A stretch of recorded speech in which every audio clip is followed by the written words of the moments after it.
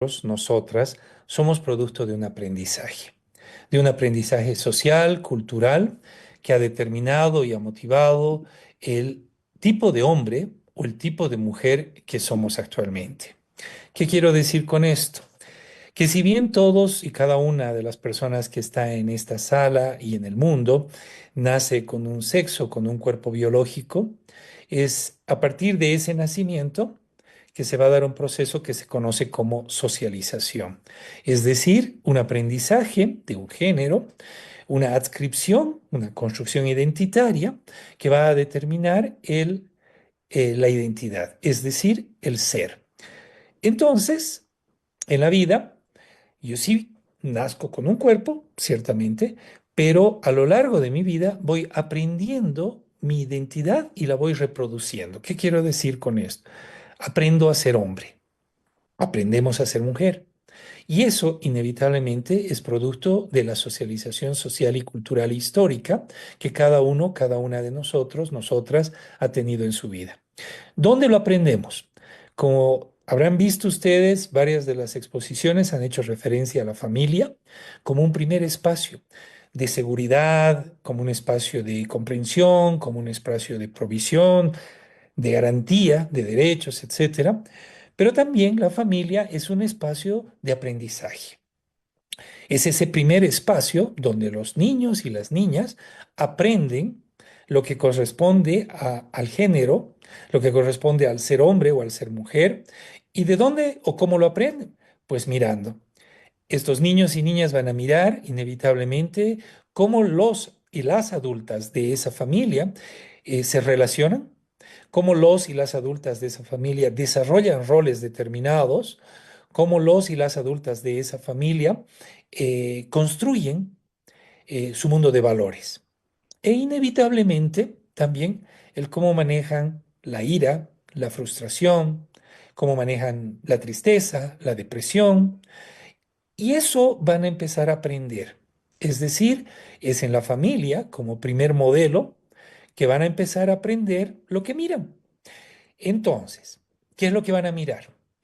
Lamentablemente, en nuestra sociedad y la sociedad latinoamericana, yo diría global actualmente, lo que se está aprendiendo como modelo es una relación asimétrica entre hombres y mujeres. ¿Qué quiero decir con esto? Que están aprendiendo que ser hombre implica un conjunto de roles, valores, atributos y función privilegiada por encima de las mujeres. Inevitablemente empiezan a ejercer violencias hacia las mujeres, pero también aprenden a ejercer violencia sobre otros hombres. ¿Y sobre cuáles hombres se empieza a ejercer? Pues sobre aquellos que son diferentes a un modelo. ¿Y a cuál modelo me refiero? Pues al modelo machista tradicional. Entonces, este primer espacio de aprendizaje de estos elementos de relacionamiento que pongo en la mesa, cruzan también con cosas tan simples como juegos y juguetes. ¿Qué juegos reciben los niños? ¿Qué juegos reciben las niñas? ¿A qué juegan las niñas? ¿A qué juegan los niños? Y si ustedes se dan cuenta, lamentablemente hoy todavía sigue habiendo un sexismo en ese aprendizaje. ¿Qué quiero decir con esto? Que todavía marcamos una diferencia entre los juguetes y los juegos que los niños tienen de los juegos y juguetes que las niñas tienen. Todavía les seguimos regalando a los niños pistolas, todavía les seguimos regalando a los niños herramientas. Y a las niñas les estamos todavía regalando muñecas y ollas. Y ustedes me dirán, pero ya no es tanto así.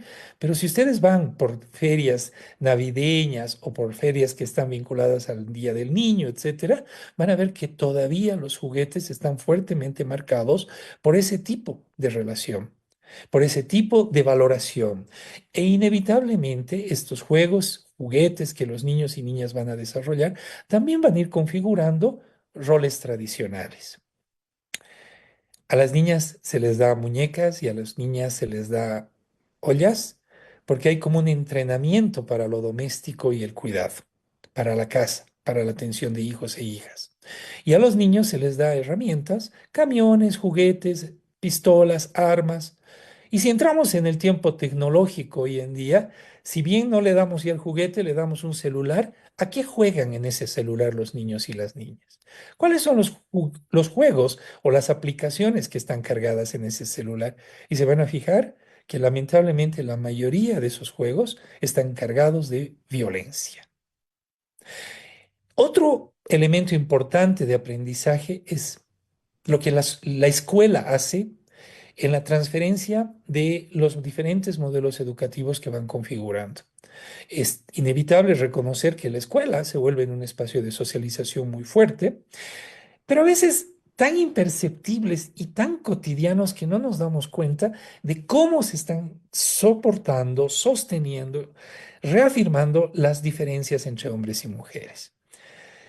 Me sorprendió mucho, por ejemplo, este año todavía escuchar que en los parvularios o cursos iniciales en la escuela se les estaba marcando los tipos de uniformes para niños y para niñas. Todavía se sigue marcando la diferencia del color. Todavía se sigue marcando colores para las niñas más suaves, si no el rosado, pero son colores para niñas, como comillas, colores femeninos, y para los niños, colores más duros, más fuertes, más sobrios, colores masculinos. O inclusive el uso de la faldita o el uso del pantaloncito como marca de diferencia de género. Si vemos que en la escuela se está empezando así, se darán cuenta que los contenidos que vamos a transmitir en los procesos educativos también estarán cargados de una diferencia de género. Los medios de comunicación también son otro espacio de aprendizaje del género. A través de los medios de comunicación aprendemos y reproducimos y reafirmamos el ser hombre o ser mujer de una manera u otra diferente y asimétrica. Es interesante ver cómo, por ejemplo, los medios de comunicación vean simplemente cualquier programa de la noche, qué tipo de hombre muestran y qué tipo de mujer muestran. Esos son los mensajes que están recibiendo nuestros niños y niñas. Digo nuestros, no porque sean nuestros en el sentido de propiedad, sino esos niños y niñas que están ahí en el mundo y que están inevitablemente viendo modelos de hombres y modelos de mujeres con estéticas diferentes, por ejemplo. A los hombres los ven vestidos con terno, con corbata, por ejemplo. Lo vemos en nuestros noticieros, pero también en estos programas de competencia o en estos programas de amenidad de la noche, vemos mujeres vestidas de una manera sensual, sugestiva, y por ende se están posicionando imaginarios de ese tipo de estética para hombres y para mujeres. Y esto lo vemos en los medios de comunicación tradicionales. Lamentablemente, no sé lo que nuestros hijos, hijas, los niños, niñas están viendo cuando les damos el celular para librarnos de ellos o para pasar el rato. Y estos niños y niñas entran a un universo, el Facebook, el Instagram y otras redes sociales a las que van accediendo y que van recibiendo un conjunto de mensajes de lo que es ser hombre y ser mujer bajo modelos tradicionales. Bueno, si este es un proceso de aprendizaje donde los niños y niñas se van configurando y van aprendiendo a ser hombres y mujeres, la instalación de la violencia, lamentablemente, es algo casi naturalizado. Debemos reconocer que nuestras sociedades son altamente violentas. No es porque naturalmente sean violentas, sino porque social y culturalmente mantenemos y promovemos el ejercicio de violencia como el mecanismo más fácil para la resolución de los conflictos. Y es esto lo que les enseñamos a los niños y niñas. Lamentablemente, si tu hijo o tu hija llega a la casa llorando y te dice, en el caso de un niño, por ejemplo, mi amiguito me ha pegado, ¿cuántas veces escuchamos como respuesta del padre e incluso de la madre, ¿por qué vos no le has dado de respuesta a un golpe también? O sea, porque tú no lo has pegado. La resolución del conflicto a través de la violencia. Pero este mensaje hoy, por increíble que parezca, ya no solo se lo damos a los niños, varones, sino también se los damos a las niñas, mujeres, y les decimos que resuelvan el conflicto a través de la violencia. Entonces, si instalamos la violencia como una práctica cotidiana, como algo naturalizado, no nos debe extrañar que a medida que estos niños se construyen, se configuran en adolescentes, sus resoluciones de conflicto van a cruzar por el uso de las diversas violencias. La primera presentación ya nos hablaba que en el marco de la Ley 348 se identifican un conjunto amplio de formas de violencia. No solo la violencia es el golpe, no solo la violencia es el moretón, hay violencias que cruzan por la palabra, violencias que cruzan por el pensamiento y otras formas más. Y todas estas violencias se van instalando en nuestro aprendizaje de niños y niñas, como hombres, como mujeres, y que por supuesto se reproducirán posteriormente en nuestra vida cotidiana.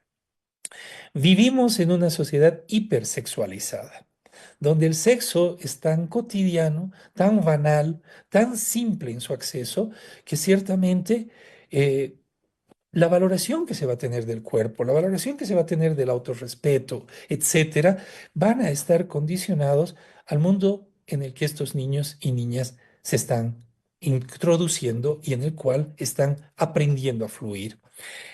La sexualidad, y como bien Rosario lo decía hace un rato, no es un tema tabú para los niños. El problema es que es un tema tabú para los adultos. Somos los adultos los que no hablamos de esto porque tenemos un aprendizaje nefasto, pésimo de nuestra sexualidad.